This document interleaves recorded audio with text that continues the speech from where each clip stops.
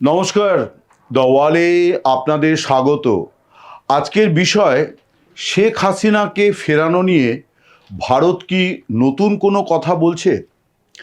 এই বিষয়ে ভিডিও করার কারণ বাংলাদেশ মিডিয়া এবং ভারতীয় মিডিয়া দু জায়গাতেই একটা আলোচনা চলছে যে ভারতের তরফে শেখ হাসিনার প্রত্যর্পণ নিয়ে মোহাম্মদ ইউনূস সরকারের সময় যে কথা বলা হয়েছিল তার তুলনায় তারেক রহমানের জমানাতে নয়াদিল্লি একটু ভিন্ন কথা বলছে এবং বলা হচ্ছে যে এই ভিন্ন কথা মানে হচ্ছে যে শেখ হাসিনাকে ভারত ফিরিয়ে দিতে চায়, তার প্রক্রিয়া শুরু করেছে ভারত। এই রকম একটি খবর নানান মহলে প্রচারিত হচ্ছে। এই প্রচারের মুখ্যত কারণ হচ্ছে যে ভারতের পররাষ্ট্র বা বিদেশ মন্ত্রকের মুখপাত্র রণধীর জয়সওয়াল তিনি যে সাপ্তাহিক সাংবাদিক বৈঠক করেন প্রতি শুক্রবার, সেই সাপ্তাহিক সাংবাদিক বৈঠকে এক সাংবাদিকের প্রশ্নের জবাবে তিনি বলেছিলেন যে বাংলাদেশের তরফে এই ব্যাপারে যে অনুরোধ বা আর্জি আছে সেই বিষয়টি ভারত তার আইনি দিকগুলিকে খতিয়ে দেখছে এবং যথাসময়ে ভারত এই ব্যাপারে তার অবস্থান স্পষ্ট করবে।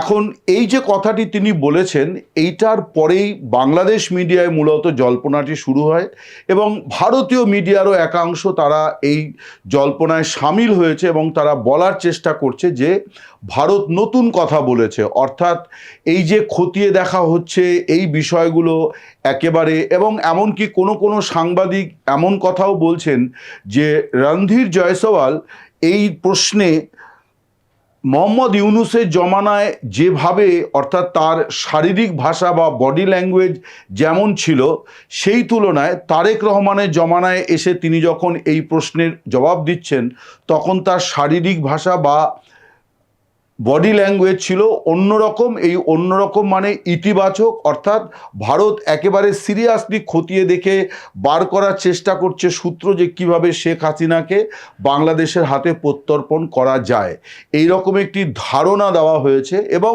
স্বভাবতই শেখ হাসিনা যেহেতু আওয়ামী লীগের সভানেত্রী, সাবেক প্রধানমন্ত্রী এবং একটা নাটকীয় ঘটনাকে কেন্দ্র করে তিনি ভারতে অবস্থান করছেন, স্বভাবতই এটা নিয়ে নানান মহলে চর্চা শুরু হয়েছে।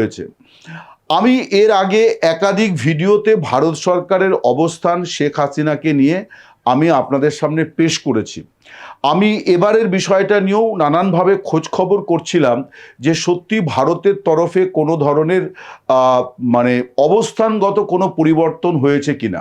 তার কারণ এই যে কথাটি রণধীর জয়সওয়াল বলেছেন এটি হচ্ছে যে বাংলাদেশের বিদেশমন্ত্রী ডক্টর খলিলুর রহমান এবং তারেক রহমানের বিদেশ বিষয়ক উপদেষ্টা হুমায়ুন কবির তারা নয়াদিল্লি সফর সেরে ঢাকায় ফিরে যাওয়ার পরে এই সাংবাদিক বৈঠকটি করেছে, যে কারণে বাংলাদেশ মিডিয়ার একাংশ এটাও দেখাচ্ছে যে শেখ হাসিনাকে নিয়ে খুব বিস্তারিত আলোচনা হয়েছে এবং তাতে এই সফরের আলোচনা থেকে এইটা একটা বিরাট সাফল্য যে তারা এইরকম একটা পরিস্থিতি তৈরি করে দিয়ে আসতে পেরেছে যে ভারত হাসিনাকে প্রত্যর্পণের প্রক্রিয়া শুরু করেছে।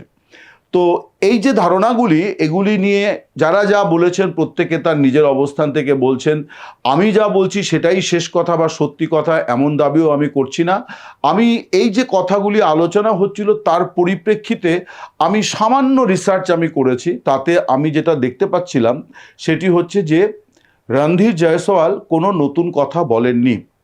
আপনারা যদি মোহাম্মদ ইউনূসের জমানায় তাকে যখন প্রশ্নগুলি করা হয়েছে তখনও তিনি যে উত্তর দিয়েছেন এবারেও তিনি সেই একই উত্তর দিয়েছেন এবং অক্ষর গুনলে, বর্ণ গুনলে দেখা যাবে যে একেবারে যে কটি লাইন তিনি তখন বলেছেন, যে কটি অক্ষর তার মধ্যে ছিল, যে কটি বর্ণ তার মধ্যে ছিল, একেবারে সেই একই কথা তিনি বলেছেন, কোনো হেরফের হয়নি।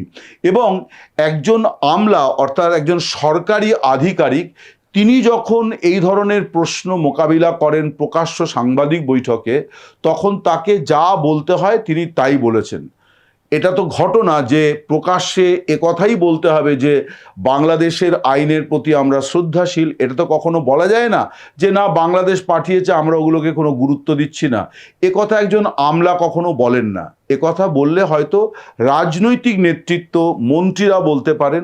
যেমন ভারতের বিদেশ মন্ত্রী এস জয়শঙ্কর, তিনি কিন্তু চেন্নাইতে, বা যেটাকে আমরা মাদ্রাজ বলতাম আগে, সেই চেন্নাইতে তিনি একটি অনুষ্ঠানে একথা বলেছেন প্রকাশ্যে, একটি বই প্রকাশ অনুষ্ঠানে তিনি বলেছিলেন যে শেখ হাসিনা, তার প্রত্যর্পণের বিষয়টি শেখ হাসিনার ওপরেই নির্ভর করবে।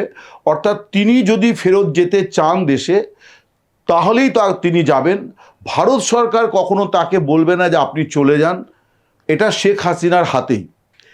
আমি যারা এই ভিডিও দেখছেন বা অন্যান্য ভিডিও দেখেছেন তাদের আমি বলবো, 10 ডিসেম্বর 2025 বাংলাদেশের তৎকালীন বিদেশ উপদেষ্টা তৌহিদ হোসেন, তিনি মানবাধিকার দিবসের একটি অনুষ্ঠানে কি বলেছিলেন?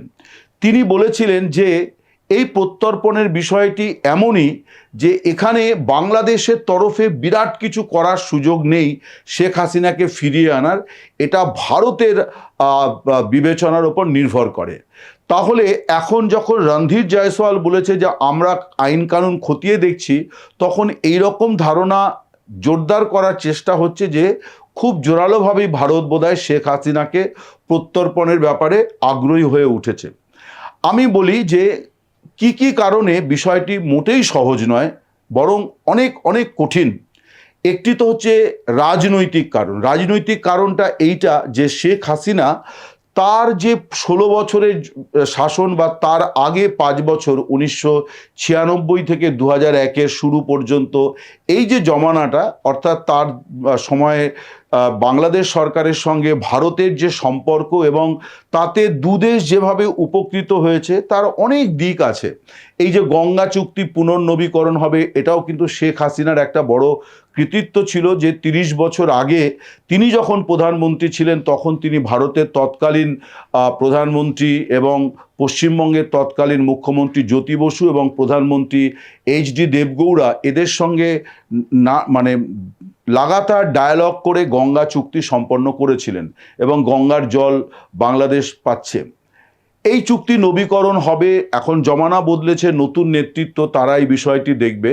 কিন্তু হাসিনার জমানাটাকে ভারত যে দৃষ্টিকোণ থেকে দেখে, মূল জায়গাটি সেটি হচ্ছে যে ভারতের একটা দীর্ঘদিনের সমস্যা ছিল বাংলাদেশের মাটিতে ভারত বিরোধী শক্তির উত্থান এবং তাদের সক্রিয়তা, এবং ভারতের উত্তর পূর্বে এবং পশ্চিমবঙ্গের সীমানাকে ব্যবহার করে ভারতের অন্যান্য প্রদেশে জঙ্গি কার্যকলাপে মদদ দেওয়া। এই সমস্যাটি কিন্তু শেখ হাসিনা তার নিজের দেশের জন্য বন্ধ করেছেন, ভারতের জন্যও বন্ধ করেছেন। তিনি সঠিকভাবে উপলব্ধি করেছিলেন যে এই শক্তি যদি আজকে ভারত বিরোধী হিসেবে আমার দেশে অবস্থান করে, কালকে সে আমার দেশের বিরুদ্ধেই অস্ত্র ধরবে।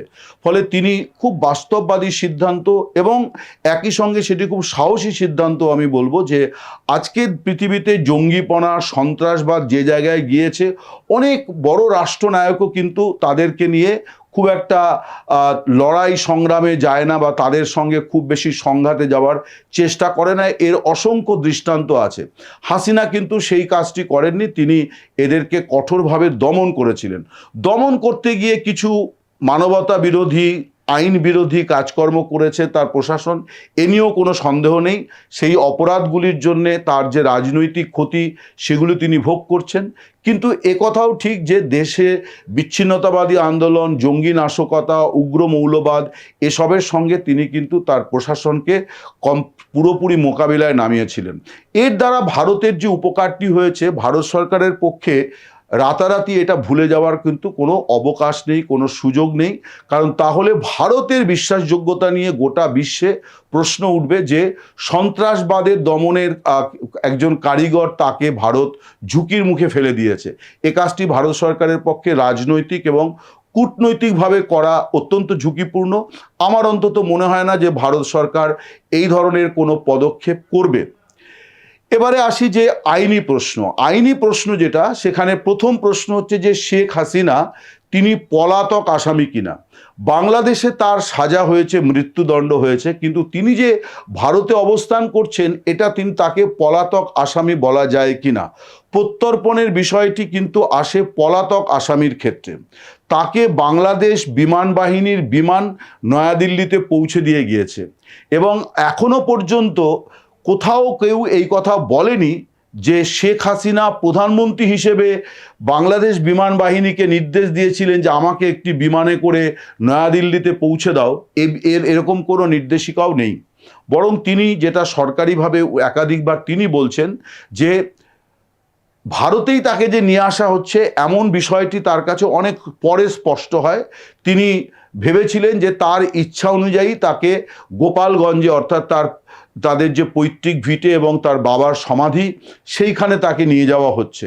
কিন্তু ফাইনালি তিনি বুঝতে পারেন যে তাকে দেশ থেকে অন্যত্র এবং তিনি নয়াদিল্লিতে আসছেন।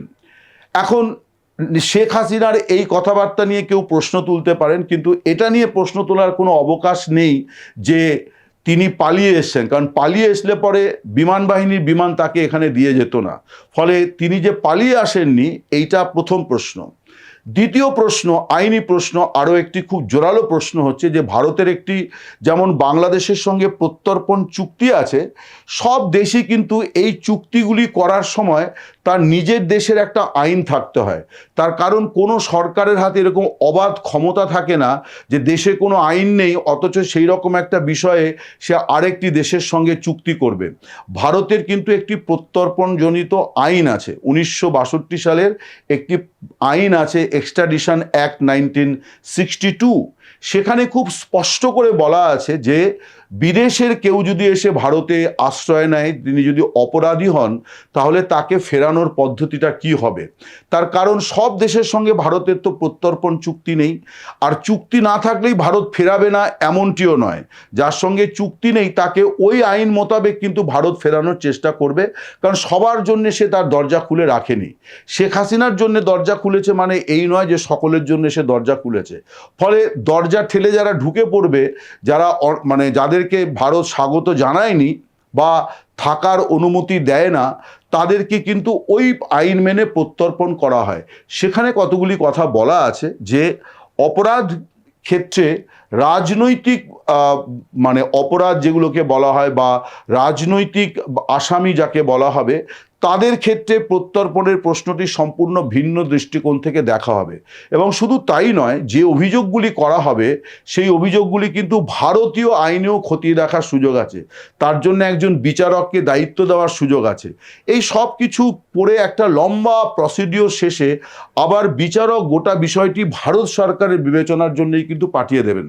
অর্থাৎ শেখ হাসিনা অপরাধগুলি যেটা করেছেন বলা হচ্ছে, সেই অপরাধগুলির ক্ষেত্রে তার বিরুদ্ধে উপযুক্ত নথিপত্র, প্রমাণপত্র এই সমস্ত কিছু আছে কিনা, এগুলি কিন্তু ভারতের বিচার ব্যবস্থা, ভারতের বিচারক খতিয়ে দেখবেন যে যেগুলি বলা হচ্ছে। তার কারণ তিনি যেহেতু ভারতেই অবস্থান করছেন, ফলে এই মুহূর্তে ভারতের আইনেই তার গোটা বিষয়টিকে দেখা হবে।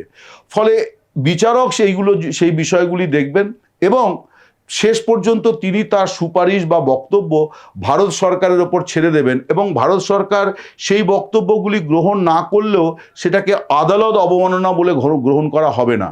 অর্থাৎ আইনেই এগুলি কিন্তু খুব স্পষ্ট করে বলা আছে।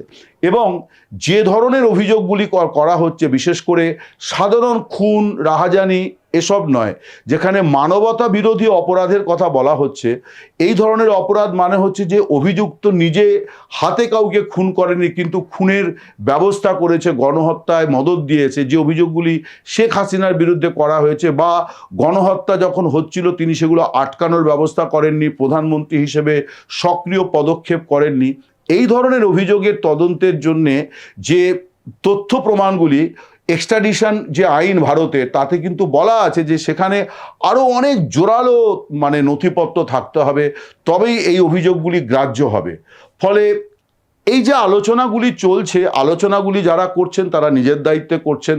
আমি এ কথা কখনো দাবি করব না যে যা আমি এতক্ষণ বললাম তাহাই ধ্রুব সত্য, আর আমি ভারত সরকার না, আমি অমল সরকার। ফলে ভারত সরকারের বিবেচনায় কি আছে তার একেবারে নারী নক্ষত্র সব আমি জানি না, কিন্তু আমি ভারত সরকারের বিভিন্ন মহলের সঙ্গে কথা বলে যা বুঝেছি এবং আইন কানুন পড়াশুনো করে যা বুঝেছি এবং রণধীর জয়সওয়াল যা আগে বলেছেন এবং যা সেদিন সদ্য বলেছেন এবং তৌহিদ হোসেন তিনি যে কথাটি বলেছিলেন, এই সব কিছু মিলিয়ে যেটা বোঝা যায় যে শেখ হাসিনার প্রত্যর্পণটা এটা ভারতের তরফ থেকে কোনো উপযাজক হয়ে এরকম কোনো কিছু করার অবকাশ নেই।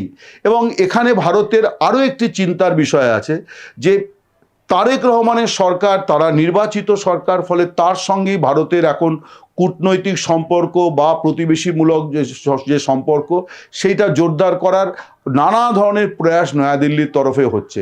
এটাই স্বাভাবিক যে কে সরকার গড়েছে এটা কথা নয়, নির্বাচিত সরকারের সঙ্গে ভারত সবসময় কাজ করবে। কিন্তু ভারতে বিএনপির অতীতে বাংলাদেশের যে সরকার 2001 থেকে 6 যে সরকারের পেছনে ভারতের একটা সমর্থনও ছিল গোড়ায়, সেখানে কিন্তু ভারত অনেকটাই হতাশগ্রস্ত হয়েছিল এই জন্যে যে বিএনপির ওই জমানাতে বাংলাদেশে জঙ্গিপনা, ভারত বিরোধী জঙ্গিপনা অনেক মাথাচাড়া দিয়েছিল। অনেক ঘটনাতে বিএনপি সরকারের সম্পৃক্ততা ছিল বলে অভিযোগ উঠেছিল। চট্টগ্রামে 10টা অস্ত্র উদ্ধার হওয়ার কাহিনী সকলেই জানেন এবং বাংলাদেশে যে সিরিয়াল ব্লাস্টের ঘটনাগুলি ঘটেছিল তার পেছনেও যে একটা ভারত বিরোধী ষড়যন্ত্রের একটা অংশ হিসাবে ওটা ঘটানো হয়েছিল পরীক্ষামূলকভাবে, এগুলো সবই আলোচনায় আছে। ফলে ভারত সরকার তারেক রহমানের সরকারের সঙ্গে যে সম্পর্ক গড়বে সেই সম্পর্ক গড়ার ক্ষেত্রে ভারতের মানদণ্ড কিন্তু 2008 থেকে 2024 এবং তার আগে 1996 থেকে 2001, অর্থাৎ এই সময় শেখ হাসিনা ভারত বিরোধী জঙ্গি তৎপরতা বন্ধে যে পদক্ষেপগুলি করেছিলেন সেই পদক্ষেপগুলি ভারত তারেক রহমানের সরকারের কাছ থেকে প্রত্যাশা করে। এখন এই নতুন বন্ধু তিনি সত্যিই যে বন্ধুত্বের হাত বাড়িয়েছেন সেটা কত গভীর হবে সেটা কিন্তু ভারতকে অপেক্ষা করতে হবে, বুঝতে হবে যে 2001 থেকে 2006 খালেদা জিয়ার প্রধানমন্ত্রিত্বে বিএনপি সরকার আর সদ্য ক্ষমতায় আসা তারেক রহমানের সরকারের ভারত সম্পর্কে গুণগত অবস্থানের পরিবর্তন হচ্ছে কিনা এইটা কিন্তু ভারতকে বুঝে নিতে হবে। ফলে ভারত নতুন বন্ধু পেয়েছে বলে পুরনো বন্ধুর থেকে হাত ছাড়িয়ে নেবে এমনটি করবে বলে আমার অন্তত মনে হয় না। এবং আবারও বলি, তারেক রহমানের কাছ থেকে ভারতের যে প্রত্যাশার মাপকাঠিটা সেটা কিন্তু শেখ হাসিনার জমানায় তৈরি হওয়া মাপকাঠি। অর্থাৎ ভারত প্রত্যাশা করে শেখ হাসিনা যেমন ভারত বিরোধী শক্তিকে দমন করে রেখেছিল তারেক রহমানও তাই করবেন। এখন তারেক রহমানের সরকার সত্যিই সেটা করবে কিনা, কতদিন করবে, এই সব কিছুই কিন্তু ভারতকে পর্যবেক্ষণ করতে হবে, অপেক্ষা করতে হবে। ফলে নতুন বন্ধুর সঙ্গে হাত বাড়ানো মানে এই নয় পুরনো বন্ধুর সঙ্গে হাত বিচ্ছিন্ন করা। নমস্কার, শুভরাত্রি, সকলে ভালো থাকবেন।